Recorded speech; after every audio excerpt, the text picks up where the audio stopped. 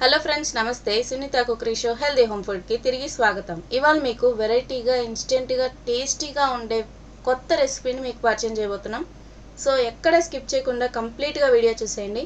అప్పుడే ఏ మిస్టేక్ లేకుండా మీకు ఈజీగా ఎగ్జాక్ట్ టేస్ట్ వచ్చేలాగా రెసిపీ ఉంటుంది.